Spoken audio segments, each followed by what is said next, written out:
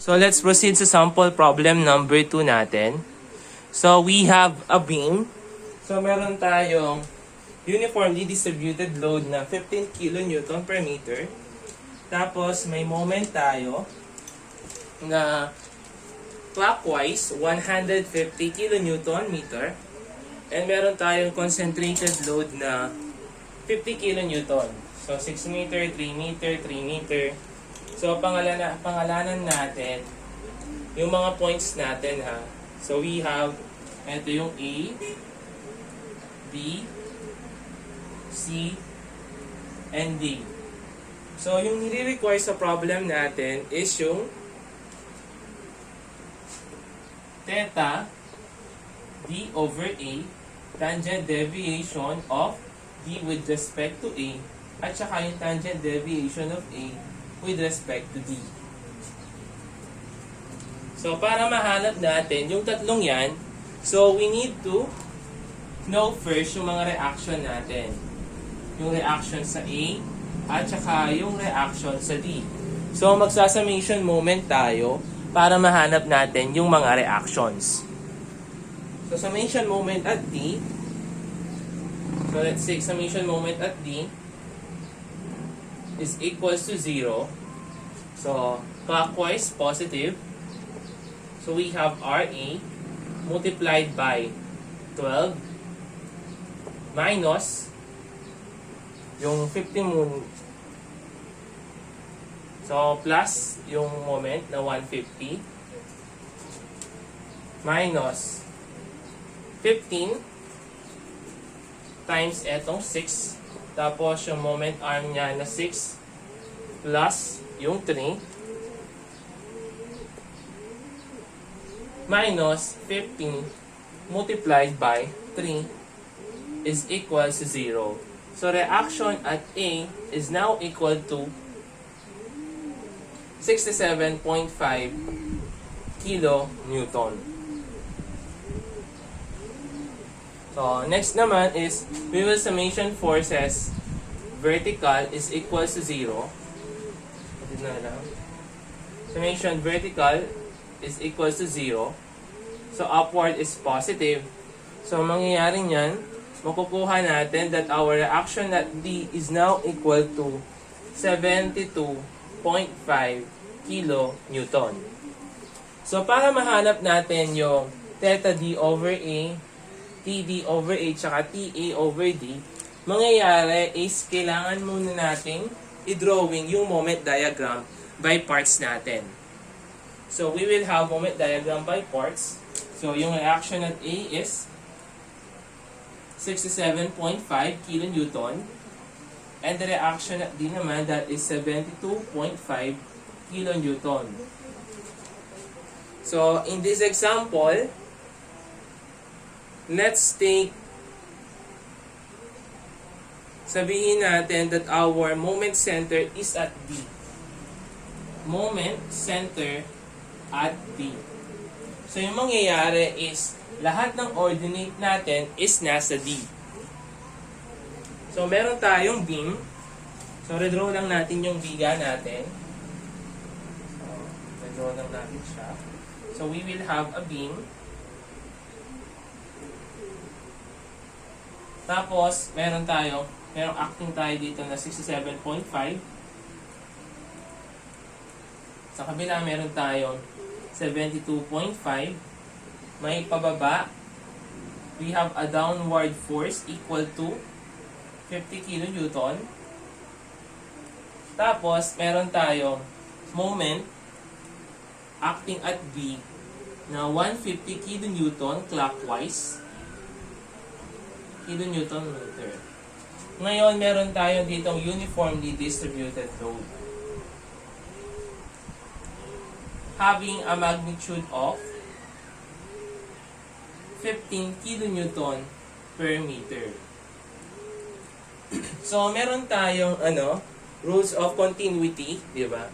So, kapag nagko-consider tayo ng uniform load, ng varying load, kailangan tuloy-tuloy yung load natin dun sa moment center natin. Paano? So, kailangan kapag uniformly distributed at saka varying, dapat nasa moment center siya. Kung saan ka nagko-consider. Ngayon ang tanong, ano yung kinonsider nating moment center dito? Diba itong point D? Ito yung location ng point D natin. Continuous ba yung uniform load natin hanggang point D? So mapapansin niyo hindi siya continuous. Kasi yung uniform load natin hanggang point B lang. So meaning to say, kailangan makita natin yung uniformly distributed load na to hanggang point D. So paano natin ma-apply yon? So same lang naman, yung gagawin lang naman natin dyan is i-continue natin ilagay natin na hanggang sa point D yung uniformly distributed load natin.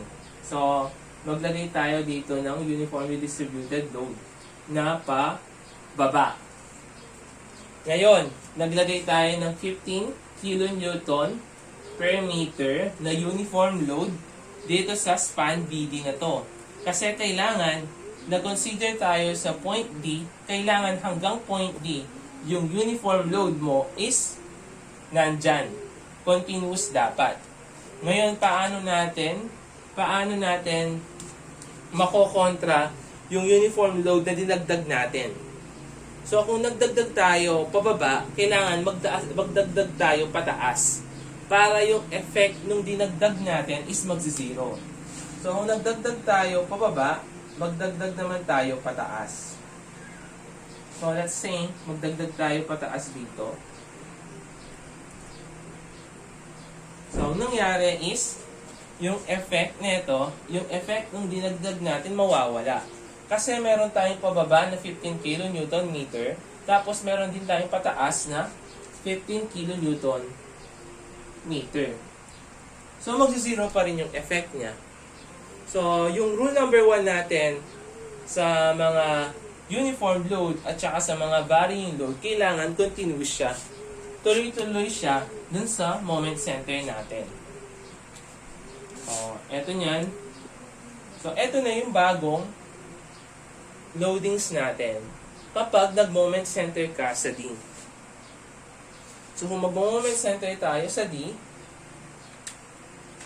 so, i-draw na natin yung moment diagram by parts. So, unahin muna natin etong 67.5.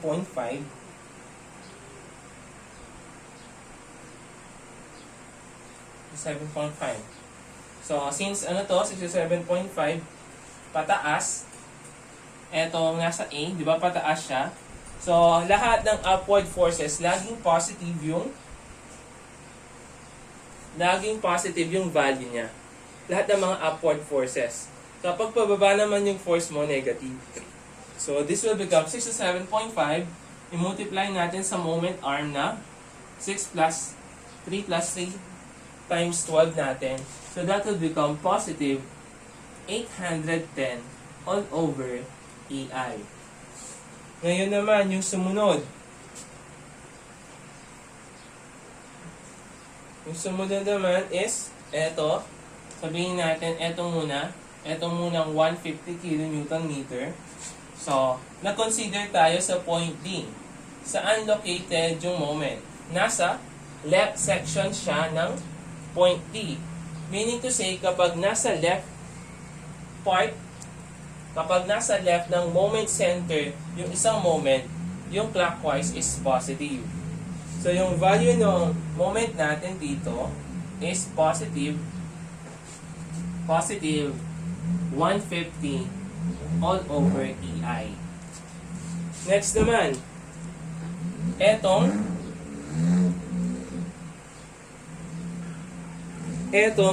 moment natin, next naman na i-consider natin is etong upward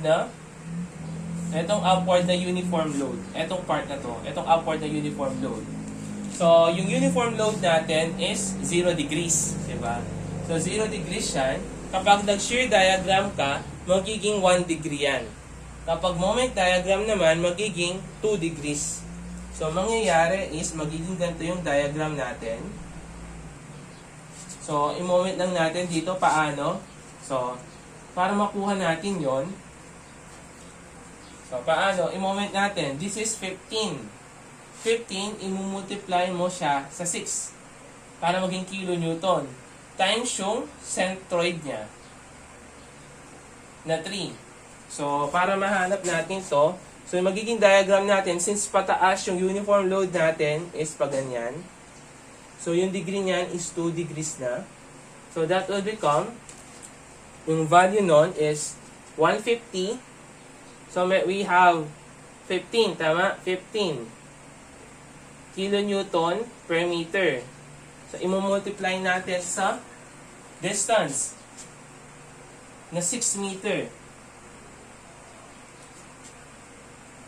Tapos, imumultiply natin dito sa moment arm niya. Diba? Kalahati. So, that will become 3. 6 over 2, that is 3. So, yung answer natin is magiging 270 all over EI na positive. So, that will become positive 270 all over EI. Next naman is yung buong uniform load. So, since pababa yung buong uniform load natin, magmo-moment tayo sa D. So, mangyayari is magiging pababa yung diagram natin. So, since it is a uniform load, so uniform load, 0 degrees. Kapag shear, magiging 1 degree. Kapag moment, magiging 2 degrees. So, pababa yan. Na may value na equal to 15 times yung buong span, that is 12. Times 6, kasi yun yung distance ng centroid ng uniform load dun sa D natin. So, we have 2 degrees dito. So, that will become negative 1,080 all over EI. Next is yung moment naman natin. So, kung mapansin niyo yung moment natin, so okay na pala yung moment kasi eto yan. So, yung problema na lang natin is etong 50 kilonewton. So, yung 50 kilonewton natin, i-moment lang natin sa D, that is 50 times 3, we have negative 150. Since pababa yung loadings natin. Negative 150 all over EI. So, ito yung mga positive moment diagram by parts natin. So, ito naman yung mga positive. At tapos, ito yung mga negative moment diagram by parts. So, yun. Ganun yung rules natin sa continuity. Ngayon, let's say, no, burahin lang natin to. Let's say naman, meron tayong varying load. Sabihin natin, no, meron tayong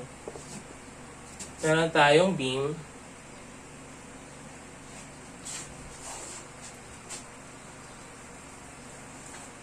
So, yung principle of continuity lang, sabihin natin, palitan natin yan ng varying load. So, meron tayong ano dito, beam. So, yan, sabihin natin na may beam tayo dyan. This is A. So, meron tayong varying load dito.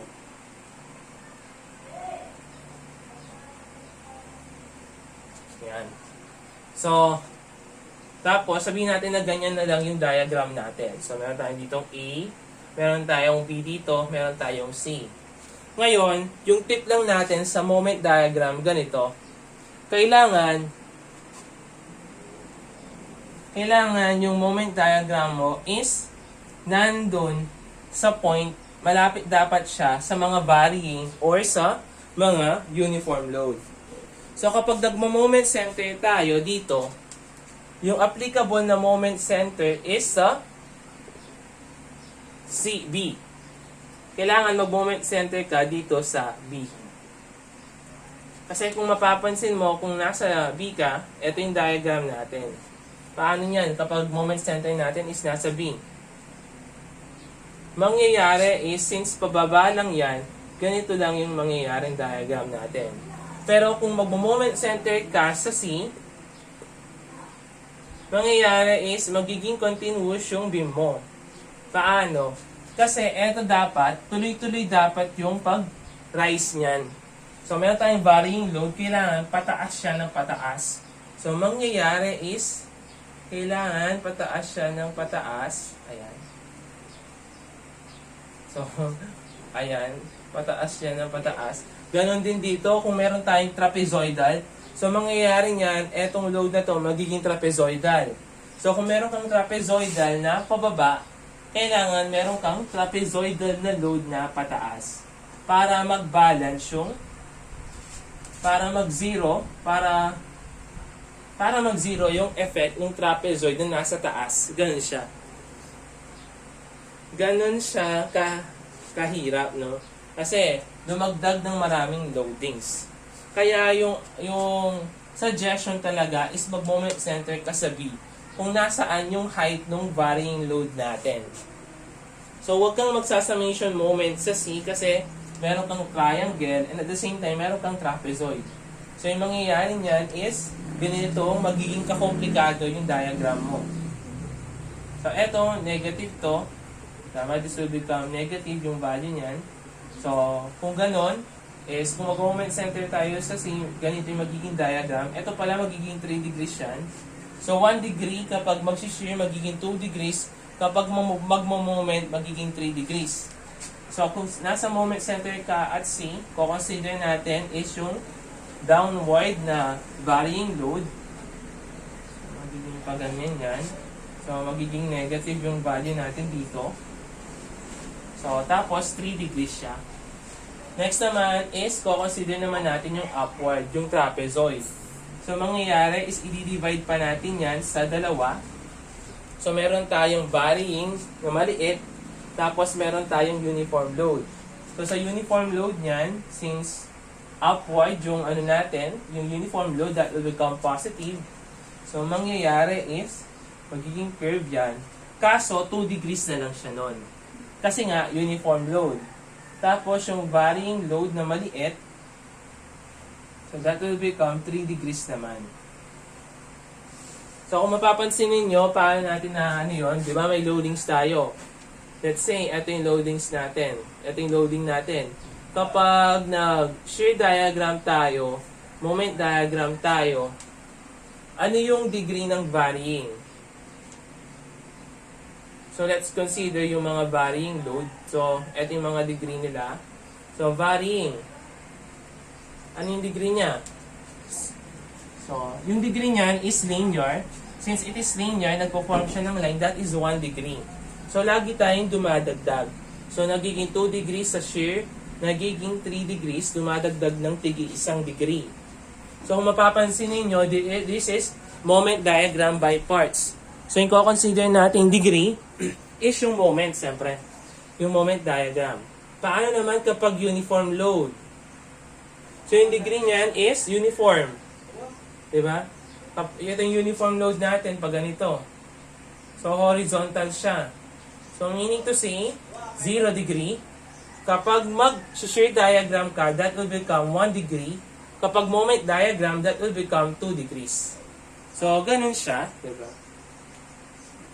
So, ganun yung dahilan ng mga degrees na yan. So, since na-explain ko na yung principle, no, ulitin ko lang, kapag varying load, mag-moment center ka na lang dun sa part kung saan yung height no varying load mo.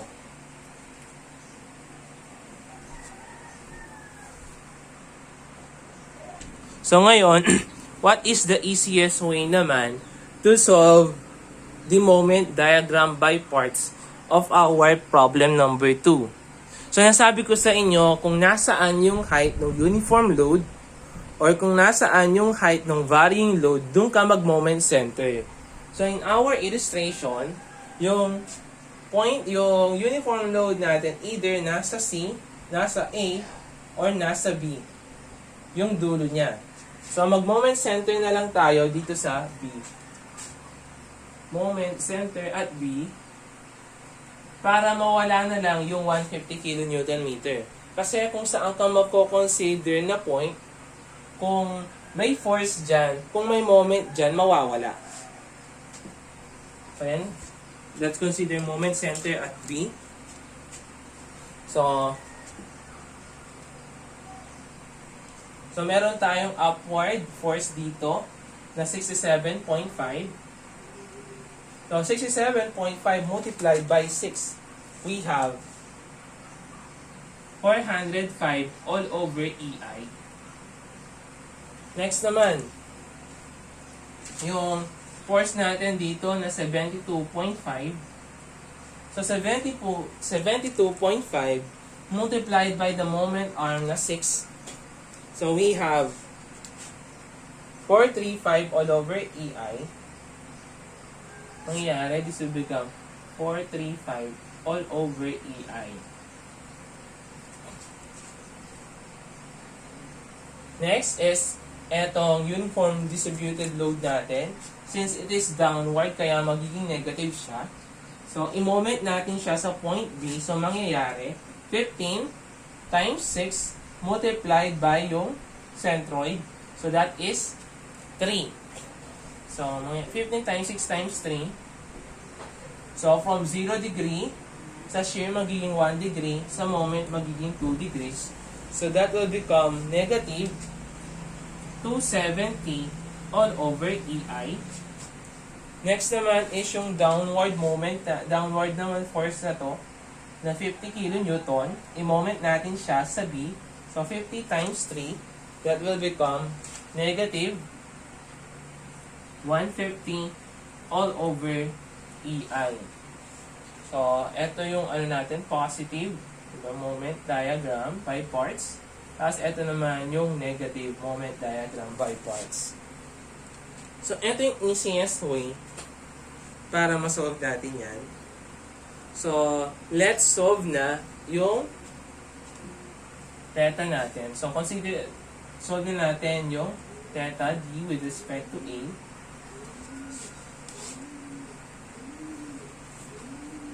So, ang mangyayari niyan is 1 over AI,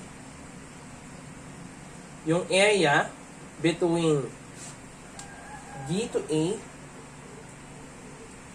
So, consider natin is eto sa moment center at B. So, that will become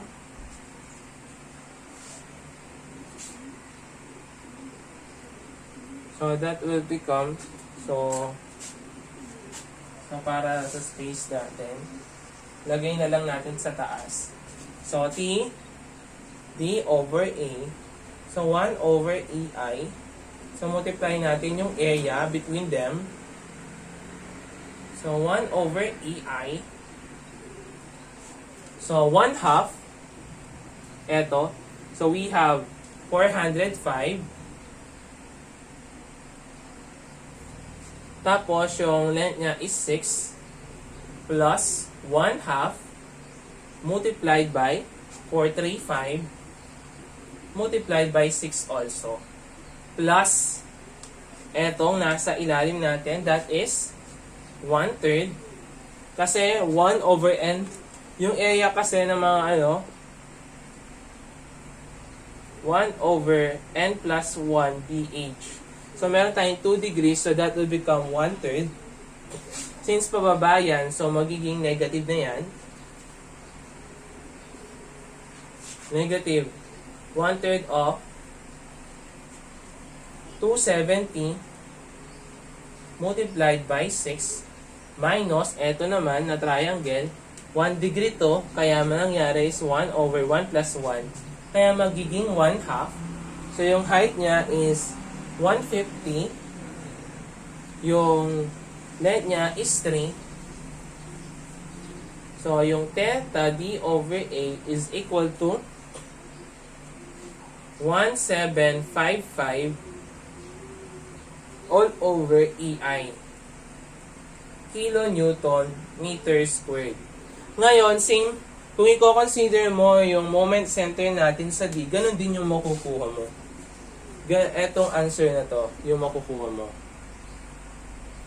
So, kunin na natin sa susunod yung TD over A natin. tangent deviation of D with respect to A is equal to 1 over EI multiplied by the area between D and A. Ngayon, yung X bar natin with respect to D. So, kung isosolve na natin yan, so we have 1 over EI. So, yung area, so unahin muna natin is, etong nasa taas, yung triangle muna. So, yung area muna, 1/2 multiplied by 405 multiplied by yung 6 meter. Tapos, yung centroid with respect to D. So, meron tayo dito na 6 plus yung centroid ng triangle natin, that is 1/3 of 6 plus 1/2 eto malaking triangle. So, yung height niya is 435. The base is, yan yung base, that is 6. Multiplied by, so, since nandito yan, so yung mangyayari, that will become 2/3 of 6. Since yun yung centroid niya, 2/3 of 6. Next naman is yung mga nasa baba naman. So, that will become, eto muna, etong parabola natin, that will become minus, kasi pababa, 1 over, so yung area niya, that is 1 over n plus 1, so magiging 3 na yan. So, yung height niya is 270, yung base niya is 6, tapos yung centroid niya is 6. So, eto, kasi with respect to D lahat kasi TD over A. So, that will become 6 plus eto. So, kapag area, area ng mga that will become 1 over n plus 1 BH. Kapag naman centroid, that will become 1 over, so yung B over n plus 2 na tayo. So, yung B natin dito is 6 all over n plus 2.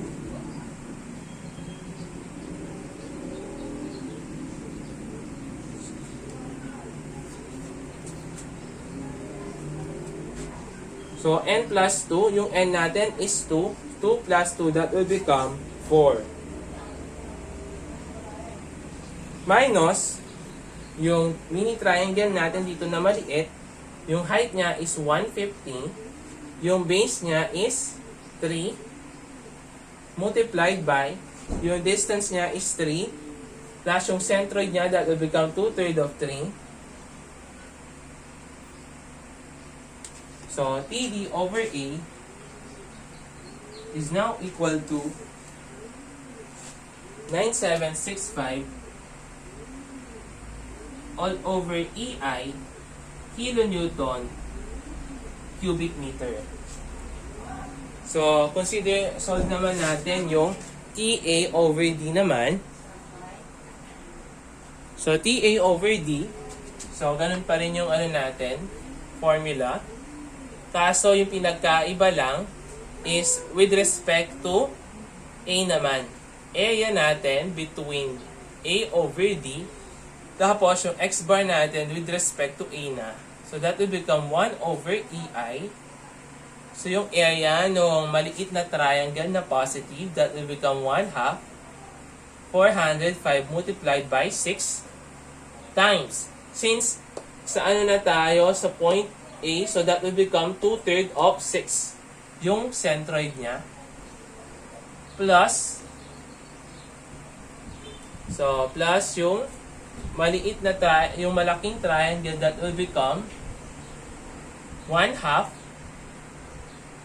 So, yung height niya is 435 multiplied by 6. Tapos, yung centroid niya, that will become, so, ito yung centroid niya. So, 6 plus yung centroid. 6 plus yung 1/3 of 6. Plus, minus na lang yan, minus 1/3 of, yung height niya is, etong height niya is 270. Yung base natin is 6. since nandirito yan, di ba? Since nandirito yung centroid niyan, so that will become, so yung centroid natin dito is b over n plus 2. So, 1 n plus 2, so that will become 2 plus, so that will become 4. So, magiging 1/4. Diba? 1/4 neto.